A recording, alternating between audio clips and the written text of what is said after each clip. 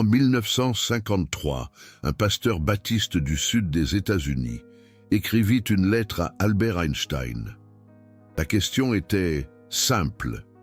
Révérend, êtes-vous assuré d'atteindre la vie éternelle auprès du Créateur?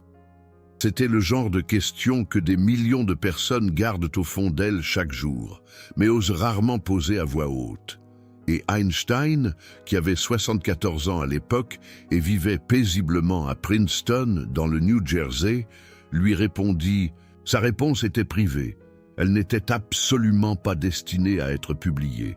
C'était une lettre personnelle, entre deux hommes, l'un posant la question la plus universelle qu'un être humain puisse poser, et l'autre donnant la réponse la plus honnête dont il était capable. Cette lettre resta enfouie pendant des décennies, et lorsqu'elle finit par refaire surface, ce qu'elle contenait était une seule phrase qui allait remettre en question tout ce que les gens pensaient savoir sur ce qu'Albert Einstein croyait au sujet de la mort. Il écrivit « Je ne crois pas à l'immortalité individuelle, et je considère que l'éthique est une préoccupation exclusivement humaine, sans aucune autorité surhumaine derrière elle. » Une seule phrase, 23 mots. Et dans ces 23 mots, Einstein démantelait la croyance la plus réconfortante à laquelle des milliards de personnes s'accrochent chaque jour de leur vie. La croyance que, lorsque nous mourrons, quelque chose continue, qu'il y a un vous qui survit à la fin de votre corps, que quelque part, d'une manière ou d'une autre, les personnes que vous avez perdues sont toujours là, qui attendent, qui observent, qui existent sous une forme que vous rejoindrez un jour. Einstein disait non, et il ne le disait pas avec cruauté, ni avec arrogance, ni avec le ton méprisant de quelqu'un qui pense que la foi est stupide. Il le disait comme un médecin annonçant un diagnostic difficile, avec honnêteté, avec gravité, et avec la tranquille compréhension que la vérité, parfois, n'est pas ce que nous voulons entendre. Je dois avouer que la mort me fait peur depuis que j'ai le premier souvenir. Je ne parle pas d'une peur abstraite, philosophique. Je parle du genre de peur qui vous réveille à 3 heures du matin. Le genre de peur qui vous fait rester allongé dans le noir, les yeux grands ouverts, à penser à ce qui se passe quand le cœur s'arrête de battre. Quand j'étais enfant, je passais des heures à y penser. J'essayais d'imaginer le néant, le non-exister, et je n'y arrivais pas. Le cerveau se refuse à imaginer sa propre absence, et cela me terrifiait plus que tout, plus que les monstres, plus que la maladie, plus que tout ce qu'un adulte pouvait m'expliquer. Et le pire, c'est que je n'en ai jamais parlé à personne. Parce que parler de la peur de la mort, cela ressemblait à de la faiblesse, cela ressemblait à un manque de foi. Cela ressemblait à quelque chose qu'une personne avec Dieu dans le cœur ne devrait pas ressentir. Alors, je portais ça seul, mais pendant des décennies. Mais voici ce qui rend cette histoire beaucoup plus compliquée que cette simple phrase ne le suggère. Parce qu'Einstein ne s'est pas arrêté là. Cette lettre de 1953 n'était pas la dernière chose qu'il a écrite sur la mort. Loin de là, dans les années qui ont suivi et dans les années qui l'ont précédé, Einstein a écrit des dizaines de lettres, d'essais et de réflexions personnelles sur la mortalité. Et quand vous les lisez toutes ensemble, quand vous les placez côte à côte, dans l'ordre chronologique, quelque chose d'extraordinaire émerge. Une image beaucoup plus nuancée, beaucoup plus belle, et beaucoup plus troublante que n'importe quelle simple déclaration d'athéisme ou de croyance. 3 ans avant la lettre de 1953, en 1950, Einstein reçut une lettre d'un homme dont le monde venait de s'effondrer. Le rabbin Robert Marcus était un rabbin à New York. Son fils de 11 ans était décédé de la poliomyélite en septembre 1949. Ce garçon était tout pour lui. Et au plus profond de son chagrin, Marcus écrivit à Einstein, pas pour lui poser des questions sur la physique, pas pour lui poser des questions sur les équations. Il écrivit pour poser la seule question qu'un parent qui a enterré un enfant peut poser. Pourquoi? Et mon garçon est-il quelque part? La réponse d'Einstein à ce père est devenue l'une des lettres les plus citées de l'histoire de la pensée humaine. Il écrivit « Un être humain fait partie d'un tout que nous appelons univers, une partie limitée dans le temps et l'espace. Il se perçoit lui-même, ses pensées et ses sentiments comme quelque chose de séparé du reste, une sorte d'illusion d'optique de sa conscience. Cette illusion est une sorte de prison pour nous, nous limitant à nos désirs personnels et à l'affection pour quelques personnes qui nous sont proches. Notre tâche doit être de nous libérer de cette prison en élargissant notre cercle de compassion pour embrasser toutes les créatures vivantes et toute la nature dans sa beauté. Lisez ces mots attentivement. C'est le même homme qui, 3 ans plus tard, écrirait qu'il ne croit pas à l'immortalité individuelle. Le même homme qui rejetait la survie du moi après la mort. Et pourtant ici, écrivant à un père dont le cœur était brisé au-delà de toute réparation, Einstein n'a pas dit que votre fils est parti. Il n'a pas dit qu'il ne restait rien. Il a dit quelque chose de beaucoup plus complexe. Il a dit que le sentiment de séparation, le sentiment que votre fils est dans un endroit et que vous êtes dans un autre, qu'il existait et maintenant n'existe plus, est une illusion d'optique de la conscience. Qu'est-ce que cela signifie? Que disait réellement Einstein? Offrait-il un réconfort vide à un homme en deuil? Ou disait-il quelque chose auquel il croyait véritablement? Quelque chose d'enraciné non pas dans le sentiment, mais dans la physique? Ma grand-mère est morte quand j'avais 42 ans. Elle en avait 87. Et dans les derniers mois de sa vie, elle disait une chose que je n'ai jamais oubliée. Elle disait « Je vais retrouver ton grand-père ». Elle disait cela avec tant de certitude qu'il semblait qu'elle parlait d'un voyage, comme si quelqu'un avait acheté le billet et qu'elle attendait seulement le jour d'embarquer. Et je voulais la croire. De toute la force de mon corps, je voulais croire. Mais une partie de moi, une partie que j'avais honte d'admettre, n'y arrivait pas, parce que je ne savais pas si après avoir fermé les yeux pour la dernière fois, il existe quelque chose. Et ce doute me rongeait. Pas parce que j'avais perdu la foi, mais parce que la foi que j'avais n'était pas suffisante pour faire taire la question, et la question était toujours la même. Que se passe-t-il après? Albert Einstein s'est confronté à cette question toute sa vie, pas en tant que théologien, pas en tant que philosophe dans un fauteuil, mais en tant que physicien, en tant que quelqu'un qui comprenait l'architecture fondamentale de l'univers mieux que peut-être n'importe quel être humain ayant jamais vécu. Et les réponses auxquelles il est parvenu n'étaient ni réconfortantes ni désespérantes. Elles étaient quelque chose d'autre entièrement. Quelque chose que la plupart des gens n'ont jamais entendu dire. Dans une lettre de 1921, plus de 3 décennies avant la lettre de 1953, Albert Einstein écrivit quelque chose qui révèle le fondement de sa pensée sur l'âme et ce qui se passe après la mort. Il écrivit « Puisque nos expériences intérieures consistent en des reproductions et des combinaisons d'impressions sensorielles, le concept d'une âme sans corps me semble vide et dépourvu de sens. C'est une déclaration qui, en apparence, semble froide, clinique. Cela ressemble à un homme qui a réduit tout le mystère de l'existence humaine à des impulsions nerveuses et à des réactions chimiques. Mais Einstein n'était pas ce genre de penseur. Il n'était pas un réductionniste. Il n'était pas du genre à penser que l'on pouvait expliquer l'univers entièrement en disséquant les choses. Au contraire, il croyait que les vérités les plus profondes de l'existence ne pouvaient être comprises qu'en observant les liens entre les choses, en considérant le tout et non seulement les parties. Et c'est la clé pour comprendre tout ce qu'Albert Einstein a écrit sur la mort. Il rejetait l'idée d'une âme individuelle qui s'éloigne du corps comme un ballon coupé de sa ficelle. Mais il ne rejetait pas l'idée que quelque chose persiste, quelque chose continue, quelque chose n'est pas détruit. Il croyait simplement que ce qui continue n'est pas l'individu. C'est le tout, c'est l'univers lui-même. Et nous en faisons partie, pas temporairement, pas comme des visiteurs de passage, mais permanentement. Fondamentalement, d'une manière que la mort ne peut atteindre. Albert Einstein a exprimé cela le plus clairement à travers son lien profond avec la philosophie de Baruch Spinoza, ce philosophe néerlandais du XVIIe siècle qui a affirmé que Dieu et la nature ne font qu'un.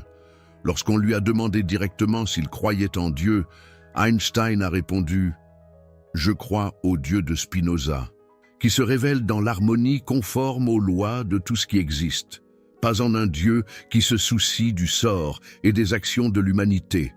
Le Dieu de Spinoza n'est pas une personne, ce n'est pas un vieil homme sur un trône, ce n'est pas quelqu'un qui écoute les prières ou juge les vivants et les morts. Le Dieu de Spinoza est l'univers lui-même, les lois de la physique, l'harmonie mathématique qui maintient tout ensemble.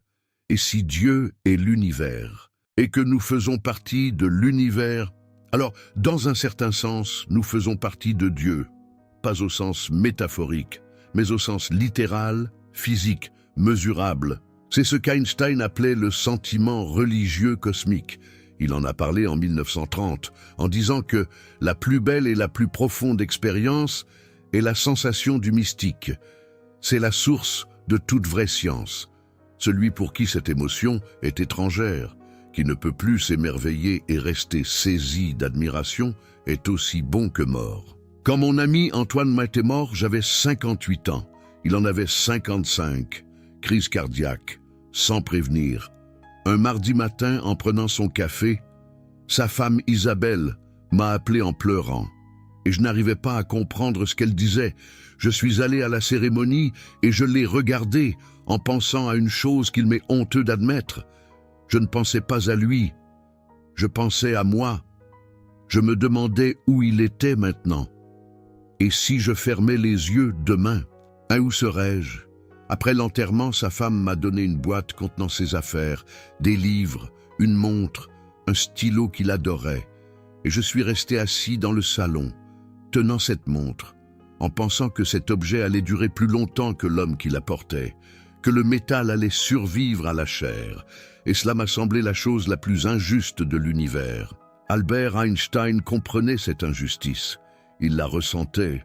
En décembre 1952, il confiait à un ami que son sentiment était religieux dans la mesure où il était imprégné de l'insuffisance de l'esprit humain à comprendre plus profondément l'harmonie de l'univers que nous essayons de formuler comme des lois de la nature. Il disait qu'il y a quelque chose de sacré dans l'univers. Quelque chose qui va au-delà de ce que nous pouvons mesurer ou calculer. Mais cette chose sacrée n'est pas une personne qui nous attend de l'autre côté de la mort. C'est le tissu de la réalité lui-même. Et nous y sommes tissés. C'est là que la pensée d'Einstein devient à la fois époustouflante et terrifiante, car s'il a raison, alors ce que nous appelons la mort n'est pas une fin. C'est une transformation, comme l'eau qui se transforme en vapeur. L'eau ne cesse pas d'exister. Elle change de forme. Les molécules sont toujours là. La matière est toujours là. L'énergie est toujours là. Rien n'est perdu. Rien n'est détruit. Le premier principe de la thermodynamique le garantit. L'énergie ne peut être ni créée ni détruite. Elle ne peut que changer de forme. Et Einstein, plus que quiconque, comprenait ce que cela signifie.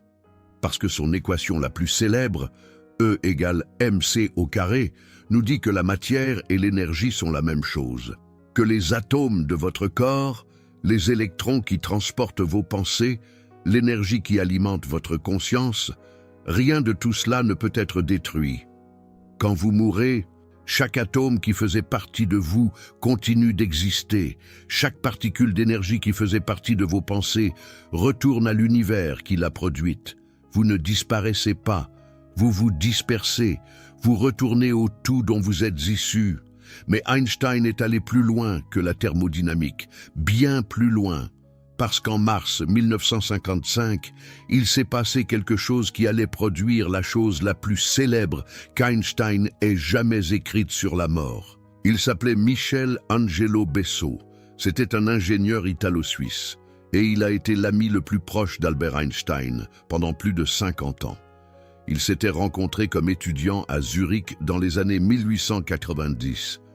Besso était là quand Einstein développait la théorie de la relativité restreinte. Ils marchaient ensemble. Ils discutaient pendant des heures. Bessot est la seule personne qu'Einstein a remerciée nommément dans son article de 1905 sur la relativité restreinte. L'article qui a changé le monde. Pendant un demi-siècle, ils se sont écrits des lettres sur tout: la physique, la philosophie, la famille, la vie, la mort. Le 15 mars 1955, Michel Bessot est mort à Genève à l'âge de 81 ans. Quand Einstein a reçu la nouvelle, il s'est assis et a écrit une lettre à la famille de Bessot. Et dans cette lettre, il a écrit quelque chose qui a été cité des millions de fois, traduit dans toutes les langues, imprimé sur des affiches et gravé sur des pierres tombales. Mais la plupart des gens qui la lisent ne comprennent pas ce que cela signifie vraiment. Einstein a écrit « Maintenant, il a quitté ce monde étrange un peu avant moi. Cela ne signifie rien. Pour nous autres qui croyons en la physique, la distinction entre le passé, le présent et le futur n'est qu'une illusion obstinément persistante. Une illusion obstinément persistante. Cela de la part de l'homme qui disait ne pas croire à l'immortalité individuelle. Cela de la part de l'homme qui rejetait le concept d'une âme sans corps. Cela de la part de l'homme qui a dit à un pasteur baptiste que l'éthique est une préoccupation exclusivement humaine, sans aucune autorité surhumaine derrière elle. Et pourtant, ici, dans le moment de deuil le plus intime, en écrivant à la famille de l'homme qu'il aimait le plus au monde, Einstein a dit quelque chose qui ressemble à l'opposé de tout ce qu'il avait jamais écrit. Ou l'a-t-il vraiment fait? Quand j'ai lu cette lettre pour la première fois, je n'ai pas ressenti de réconfort. J'ai ressenti le vertige. Parce qu'Einstein ne disait pas que Bessot était allé au paradis. Il ne disait pas qu'il existe une vie après la mort au sens où on nous l'enseigne à l'Église. Il disait quelque chose de bien plus étrange. Il disait que la mort de Bessot ne signifiait rien parce que le temps ne fonctionne pas de la manière dont nous le pensons. Que passé, présent et futur ne sont pas des choses qui se produisent l'une après l'autre, comme des dominos qui tombent, que, en réalité, tout se produit en même temps, toujours. Et si tout se produit en même temps, alors Bessot n'est pas parti, parce que partir implique un avant et un après. Et pour la physique, il n'y a pas d'avant ni d'après, il n'y a que maintenant, et maintenant contient tout, pour toujours. C'est ce que les physiciens appellent la théorie de l'univers bloc. Elle découle directement de la théorie de la relativité d'Albert Einstein. Dans la relativité restreinte, Albert Einstein a prouvé que le passage du temps est relatif, que deux observateurs se déplaçant à des vitesses différentes ne seront pas d'accord sur les événements simultanés, qu'il n'existe pas d'instant maintenant universel que tout le monde partage. Et s'il n'y a pas d'instant maintenant universel, alors l'idée que le présent est en quelque sorte plus réel que le passé ou le futur commence à s'effondrer. Dans un univers bloc, tous les moments du temps existent également. Le moment de votre naissance et le moment de votre mort sont tous deux également réels. Ce ne sont pas des événements qui se produisent puis disparaissent. Ce sont des caractéristiques permanentes de la structure de l'espace-temps. Si cela est vrai, et Albert Einstein croyait que c'était vrai, alors la mort n'est pas l'anéantissement d'une personne. C'est plutôt comme atteindre le bord d'un livre. L'histoire ne cesse pas d'exister lorsque vous atteignez la dernière page. Toutes les pages sont toujours là. Tous les chapitres sont toujours là. Vous ne pouvez simplement pas passer au suivant. Mais l'histoire, toute l'histoire, existe dans son intégralité, a toujours existé, existera toujours. C'est ce qu'Albert Einstein disait à la famille Bessot. Non pas que Michel était au paradis, non pas qu'il veillait sur eux, mais que le Michel qui avait existé, qui avait ri, pensé et aimé, existe toujours dans la structure de l'espace-temps, que le moment où ils ont partagé une promenade à Zurich en 1898 est tout aussi réel que cet instant précis, que la mort n'a pas effacé ces moments, que rien ne peut les effacer, parce qu'ils sont tissés dans la structure de la réalité elle-même, et c'est là que quelque chose de remarquable se produit. Parce que lorsque vous placez la lettre de 1953 et la lettre de 1955 côte à côte, elles ne se contredisent pas, elles se complètent. En 1953, Albert Einstein a dit qu'il ne croyait pas à l'immortalité individuelle. En 1955, il a dit que la distinction entre passé, présent et futur est une illusion obstinément persistante.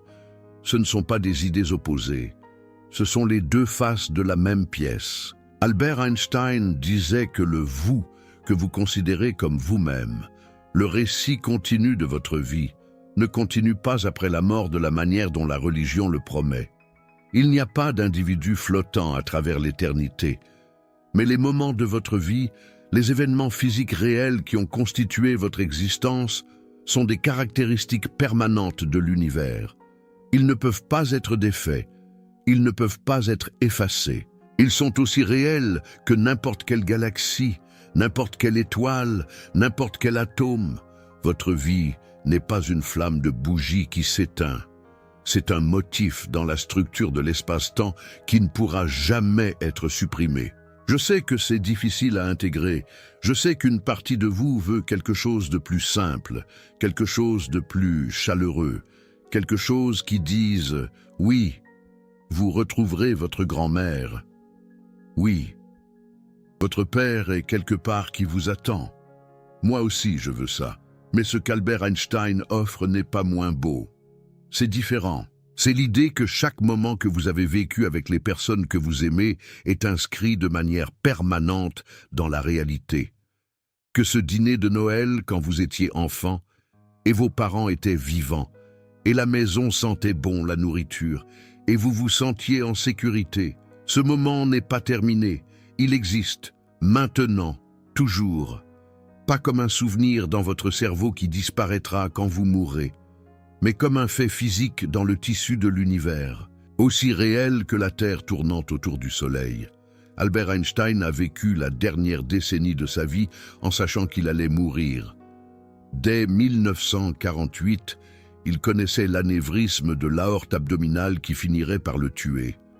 7 ans à se promener avec ce qui était essentiellement une bombe à retardement à l'intérieur de son corps. Et pendant ces 7 ans, il n'a pas paniqué. Il ne s'est pas emporté contre l'univers. Il n'a pas cherché désespérément des traitements expérimentaux, ni prié pour un miracle. Il a continué à travailler sur sa théorie du champ unifié. Il a continué à écrire des lettres. Il a continué à faire ses promenades quotidiennes dans les rues de Princeton, avec ses cheveux blancs ébouriffés et ses chaussures sans chaussettes. En 1953, la même année où il a écrit la lettre au pasteur Baptiste, Albert Einstein a publié la dernière version de ses équations pour une théorie du champ unifié en annexe à la signification de la relativité. Il essayait d'unifier toutes les forces de la nature dans un cadre unique, la gravité, l'électromagnétisme, la force forte, la force faible, toutes, il croyait, étaient des expressions d'une seule réalité sous-jacente. Et il m'est venu à l'esprit, quand j'ai appris cela, qu'Albert Einstein faisait la même chose avec la mort. Il essayait de l'unifier, de montrer que la vie et la mort ne sont pas des choses distinctes, que l'existence et la non-existence ne sont pas des opposés, qu'elles sont toutes deux des expressions d'une seule réalité sous-jacente que nous ne comprenons pas encore pleinement. Jeanne Fantova était la dernière des amies proches d'Albert Einstein. Elle lui coupait les cheveux, elle écoutait ses pensées. Elle a tenu un journal de leur conversation d'octobre 1953 à avril 1955, quelques jours seulement avant sa mort. Et dans ce journal, elle a noté quelque chose qu'Albert Einstein a dit un jour d'hiver. Il a dit qu'il était un homme très isolé malgré sa célébrité, que malgré le fait d'être le scientifique le plus reconnu au monde, il se sentait profondément seul.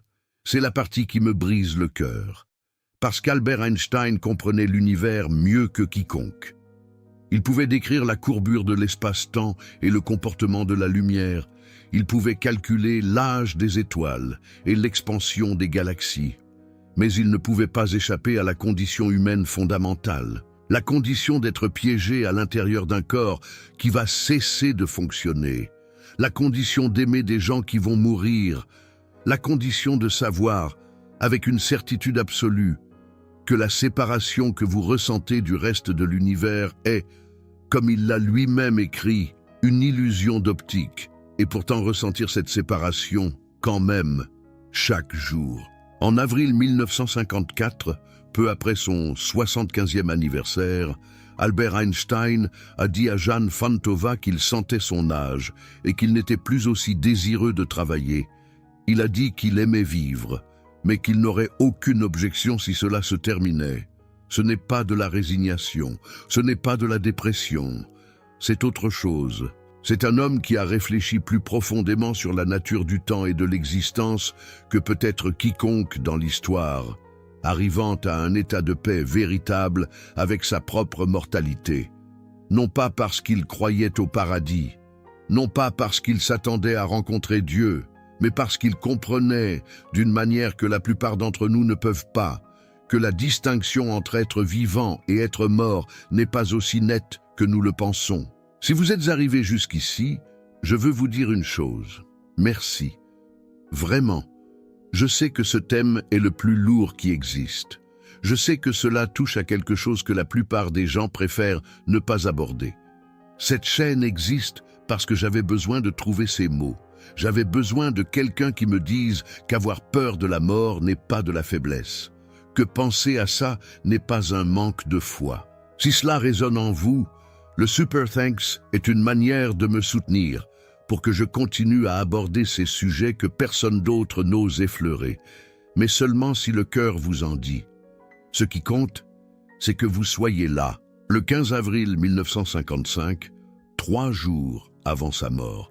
Albert Einstein fut admis à l'hôpital de Princeton, avec de violentes douleurs abdominales. L'anévrisme se rompait. Les médecins proposèrent une intervention chirurgicale. Einstein refusa. Il déclara « Je veux partir quand je le déciderai. Il est de mauvais goût de prolonger artificiellement la vie. J'ai fait ma part. Il est temps de s'en aller.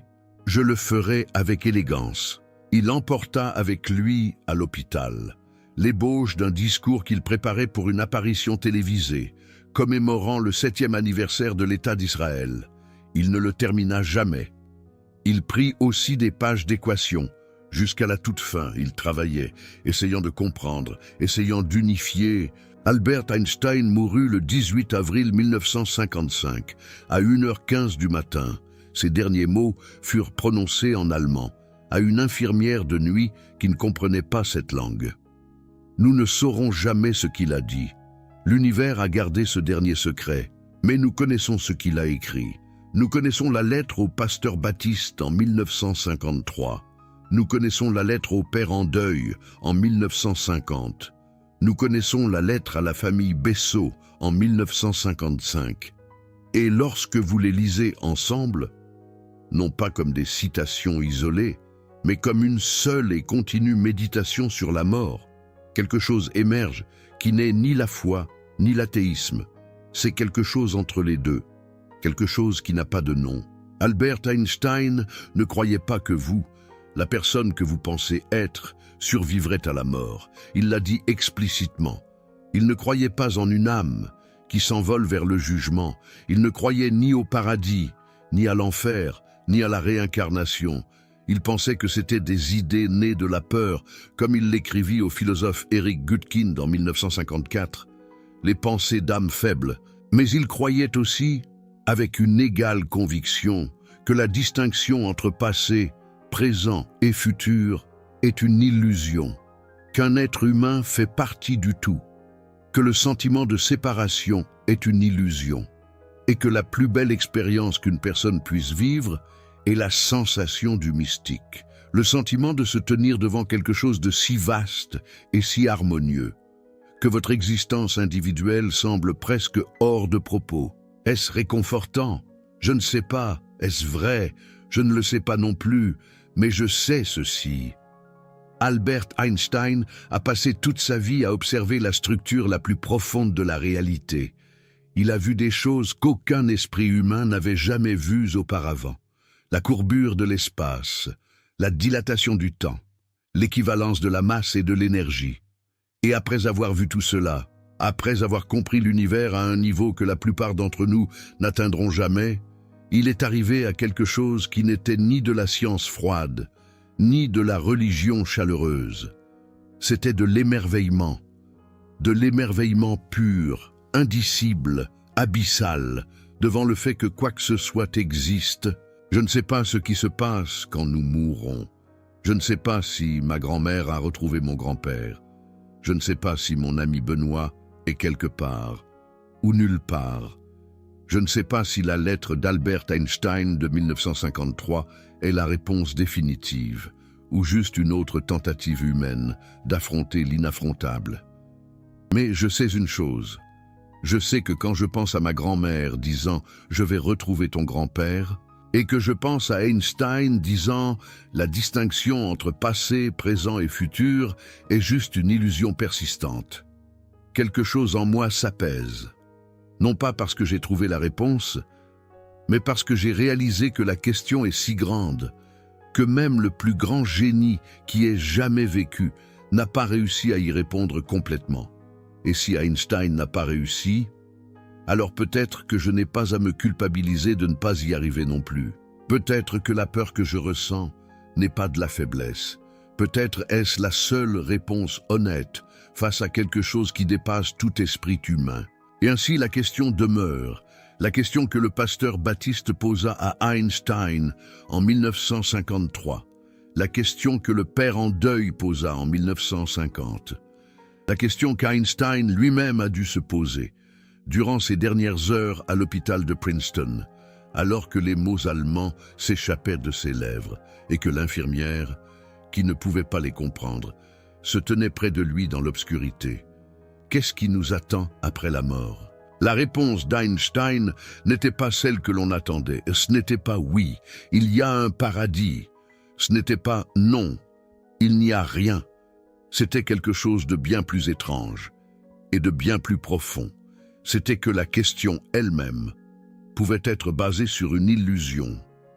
L'illusion qu'il existe une ligne claire entre la vie et la mort, entre exister et ne pas exister, entre être ici et être parti. Pour ceux qui croient en la physique, Albert Einstein écrivit « La distinction entre passé, présent et futur n'est qu'une illusion obstinément persistante. » Peut-être que la mort est ce genre d'illusion, pas une porte qui se ferme à jamais, pas une lumière qui s'éteint, mais une frontière dans le temps, que nos esprits, piégés à l'intérieur du moment présent, ne peuvent voir au-delà, un mur dans une pièce qui s'étend bien au-delà, et de l'autre côté, ni le paradis, ni le néant, mais le reste de l'histoire, toute l'histoire, entière, toujours là, toujours réelle, se déroulant encore, dans un univers qui ne connaît pas la différence entre était, est et sera.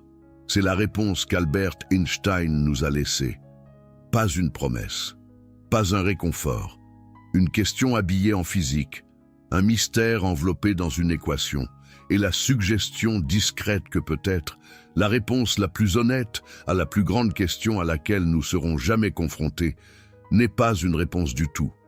C'est le courage de s'asseoir avec la question, de la porter, de la laisser vivre en vous sans avoir besoin de la résoudre, de la façon dont Einstein l'a portée, jusqu'à la fin. Vous aussi, portez-vous cette question, cette peur que personne n'évoque à voix haute? Dites-le moi dans les commentaires. Vous n'avez pas besoin d'avoir une réponse. Je n'en ai pas non plus. Mais chaque fois que quelqu'un partage ce qu'il ressent ici, je réalise que je ne suis pas le seul à me réveiller en pleine nuit avec cette question. Et savoir que je ne suis pas seul dans ce cas, d'une certaine manière, c'est déjà quelque chose. Peut-être que c'est la seule chose qui compte.